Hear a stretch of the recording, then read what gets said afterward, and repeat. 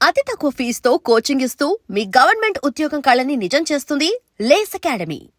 అంటే ఒక strong mentality, as a ఉమెన్గా ఒక స్ట్రాంగ్ మెంటాలిటీ, సబ్జెక్ట్ మీద సరైన అవగాహన, సరైన అప్రోచ్, ఇంత క్లారిటీ మైండ్ ఎలా వచ్చింది? ఎలా వచ్చిందంటే సిచ్యుయేషన్స్ తెచ్చాయి, నేర్పించింది. సిచ్యుయేషన్స్ నేర్పించాయి. చిన్నప్పుడు పెళ్లి కావటం, మంచి క్వశ్చన్ ఇది. చిన్నప్పుడు మ్యారేజ్ అవటం, అర్థం కాకపోవటం, మనం ఇలా ఉంటే వాళ్ళు అలా ఉన్నారేంటి, లేకుంటే అదేంటి అనే క్వశ్చన్స్ చాలా వచ్చాయి నాకు at my early start of my career.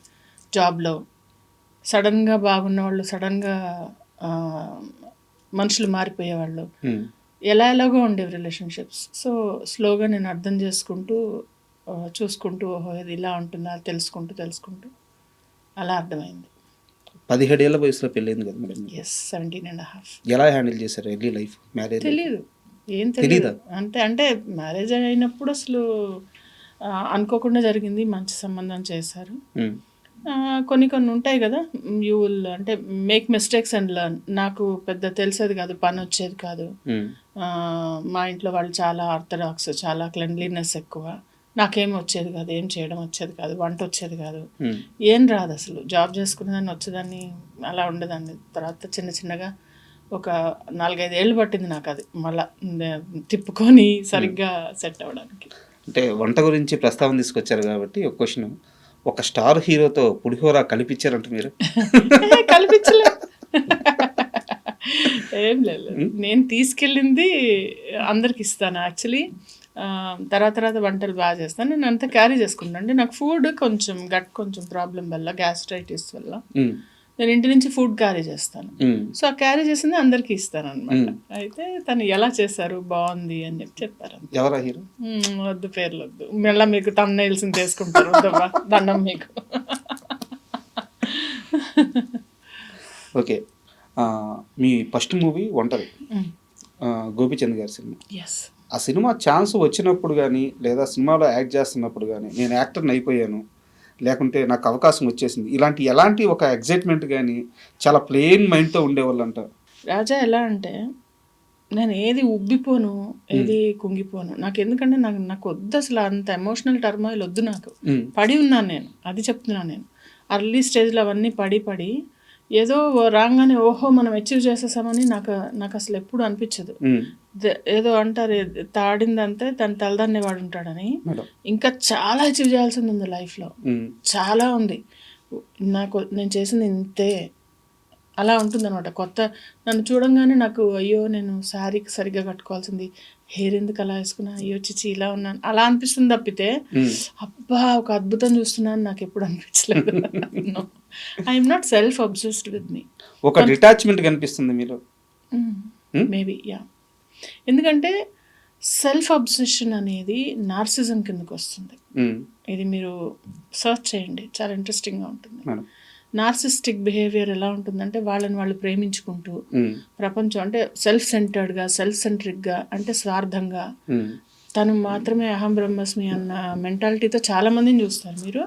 అది వాళ్ళ తప్పు కాదు, వాళ్ళ మెంటాలిటీ. అంటే వాళ్ళు సైకలాజికలీ ఒక చిన్న ప్రాబ్లం ఉన్న వాళ్ళకి అర్థం కాదు. సో అలాగంటే నేను అక్కడే ఆగిపోతా. నా అంత best, honey is the best అని సినిమాల్లో బాగుంది, విడిగా it doesn't work that way. ఎందుకంటే ఎప్పుడన్నా చూసుకోండి, అంతే కదా. ఇప్పుడు మన కడుపు నిండితే తినడం మానేస్తాం కదా, మనసు నిండితే పని చేయడం మానేస్తాం. అట్లా.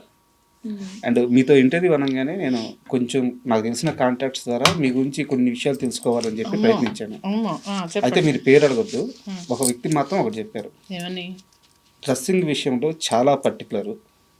ఈవెన్ అమ్మ క్యారెక్టర్ చేస్తున్నా సరే, అది కట్టుకునే చీరైనా సరే బాడీకి అతుక్కొని ఉండకూడదు, చాలా జాగ్రత్త ఉంటుంది. అండ్ ఇంకోటి, చేసే రూల్స్ కానీ ఎంత అమౌంట్ అయినా సరే తనకు కంఫర్ట్ లేకపోతే, కొంచెం గ్లామరైజ్డ్గా కనిపించాలి అనిపిస్తే, అలాంటి రూల్ వస్తే ఒప్పుకోదు మాధవి.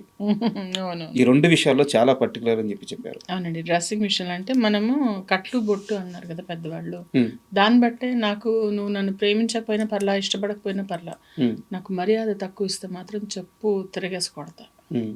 అంటే నీకు తక్కువ ఇవ్వడం అలవాటు ఉందో, నేను తక్కువ తీసుకోవడం నాకు అలవాటు లేదు. You have to respect. ఆ డిగ్నిటీ రెస్పెక్ట్ అనేది ఫస్ట్ వచ్చిన తర్వాత ఉమ్, నెక్స్ట్ ఇంకేదన్నా. ఇది చెప్పినందుకు ఎవరో కామెంట్లో రాశారు, శుద్ధపూసని ఏదో రాశారు, నాకు తెలియదు అదేదో అంటే ఆ కామెంట్స్ కూడా నిజంగా వాళ్ళకు కూడా ఒక ప్రొఫెషన్ అనుకుంటారు. ఉమ్, యూనివర్సిటీలో డిగ్రీ చేసినట్టు ఓపిక్గా కామెంట్లు రాస్తారు.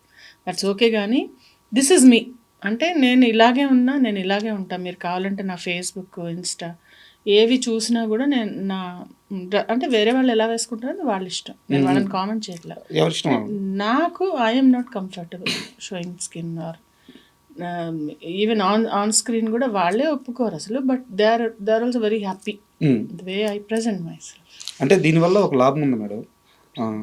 ఇప్పుడు కొంతమంది ఆర్టిస్టులు ఉంటారు, వాళ్ళు చేసేది చిన్న సినిమాలు కావచ్చు, తక్కువ సినిమాలు కావచ్చు, బట్ వాళ్ళ స్క్రీన్ మీద కనిపించినప్పుడు ఆడియన్స్ మా మనిషి అని ఒక యాక్సెప్టెన్స్ ఉంటుంది. యాక్సెప్టెన్స్, మీకు అది ఉంది. Thank you so much. చూడంగానే అదే మాధవి గారు ప్రతి ఆడియన్స్ రిలేటెడ్ అవుతాడు అనమాట. Thank you. సో దీనివల్ల మీరు తీసుకున్న డెసిషన్ వల్ల మీకు వచ్చిన లాభం ఇది. Thank you. అండ్ ఇప్పుడునే కదా, నేను ఐ వాజ్ వెరీ థిన్, చాలా ఇంత సన్నగా ఉండేదాన్ని, చాలా సన్నగా ఉండేదాన్ని అసలు. కానీ అప్పుడు కూడా నాకంటే ద వే అంటే మేబీ వచ్చిన ఫ్యామిలీ బ్యాక్గ్రౌండ్ కావచ్చు, బట్ మేబీ నాకు అలాగా ఇంట్రెస్ట్ లేదు. మోడర్న్గా ఉండాలని కదా, ఎప్పుడు శారీస్ ఇష్టం అనమాట, శారీస్ కట్టుకోవడం ఇష్టం అలా. అండ్ ఇండస్ట్రీలో సుకుమార్ గారి సినిమాలు ఎంత బాగుంటాయో సుకుమార్ గారి ఆడిషన్లు ఇంకా అంత బాగుంటాయంట. అంటే చాలా విచిత్రంగా జరుగుతాయంట ఆయన ఆడిషన్లు. అంటే నేను ఎప్పుడు 100% లవ్ చేశాను. దాని తర్వాత రంగస్థలం వచ్చింది కానీ అప్పుడు చేయలేకపోయాను. ఒకటే చేశాను. అప్పుడు కూడా ఆయన అసలు సన్నగా అంటే అసలు ఆయన అన్నారు చాలా చిన్నగా, అమ్మాయి చైతుకి మదర్ అంటే చిన్నగా ఉంది అని అంటే ఏదో ముడేసుకొని ఏదో ట్రై చేసి వెళ్ళాను అనమాట. మొత్తానికి 4-5 సార్లు వెళ్ళిన తర్వాత ఆడిషన్లో నాకు సుకుమార్ గారితో ఆడిషన్లో కానీ లేకుంటే షూట్లో కానీ ఒక ఇంట్రెస్టింగ్ డే కానీ. ఆయనకి స్వీట్స్ చాలా ఇష్టం. ఆయనకి మొత్తం ఆ డైరెక్షన్ డిపార్ట్మెంట్ అందరికీ స్వీట్లు ఇష్టం, బాగా ఇష్టం స్వీట్లు. ఇన్ని స్వీట్లు తీసుకెళ్ళేదాన్ని నేను. అంటే అది ఎలా ఉంటుందంటే అసలు అందరు అనుకుంటారు సినిమా షూటింగ్లో అందరితో కమ్యూనికేట్ చేస్తారు, you will get to know about the persons అని. నో, అక్కడ ప్యూర్గా వాళ్ళు ఇన్ని సీన్స్ ఏవో పెట్టుకొని దాని లైటింగ్ ఏం చేయాలి, దాని బ్యాక్గ్రౌండ్ ఏం చేయాలి, దానికి ఎలా ప్లాన్ చేయాలి, ఈ సీన్ని ఎలాగా చేయాలనే డిస్కషన్ చేసుకున్న తర్వాత మా యాక్టర్స్ మేము ఎక్కడో ఉంటే షార్ట్ ముందు పిలిస్తే వచ్చి కెమెరా ముందు నుంచి ఉంటే ఆ చిన్న సీన్ అయిన తర్వాత మళ్ళీ ఓకే మేడం రిలాక్స్ అంటారంటే వెళ్ళిపోమని ఇక్కడి నుంచి. ఓకే, రిలాక్స్ అనేవాడు వెళ్ళిపోయి అక్కడికి వెళ్ళి ఎక్కడో కూర్చుంటే మళ్ళీ షార్ట్ ముందుకు రావాలి. అంతేగాని వెళ్ళి సార్ మీరు బాగున్నారా, మీ ఊర్లో ఎలా ఉంది, అన్నీ ఓకేనా, మీ సంగతులు ఏంటనేది ముచ్చట్లు పెట్టడానికి వీల్లేదు. అలా ఉంటుంది. సో మనకి తెలుసుకునే అవకాశం ఉండదు. ఇప్పుడు ఇంత పెద్ద వ్యవస్థలో మీ ఎండి గారిని మీరు ఎన్నిసార్లు కలిసారు? అంటే 2 వారాలకు ఒకసారి జస్ట్ ఒక మెసేజ్, ఫోన్. అవునా? ఇప్పుడు నేను అడుగుతాను, మీ ఎండి గారు ఎలా ఉంటారు, మీతో బాగా మాట్లాడతారా, మీతో చాయ్ తాగుతారా, ఆయనకి ఏమి ఇష్టం అంటే నాకేం తెలుసు అంటారు. Same it goes here also, they are also like that. Hierarchy అనేది అక్కడ కూడా ఒక హైరార్కీ ఉంటుంది. కానీ సినీ ఇండస్ట్రీలో 2 రకం మనుషులు ఉన్నారు కదా, రిలాక్స్ అన్నా పక్కకు పోకుండా వాళ్ళ దగ్గరికి వెళ్ళి ముచ్చట్లు పెట్టి అవకాశాలు పెంచుకొని పరిచయాలు పెంచుకొని సర్వైవల్ ఉన్నారు కదా. అది వేరు, అది ఎవరు రాని అంటే అక్కడ సెట్స్లో అయితే మాట్లాడినారు. ఇవన్నీ సెట్స్లో ఎప్పుడు జరగవు, సెట్స్లో జరిగేవి కాదు మనం మాట్లాడేది.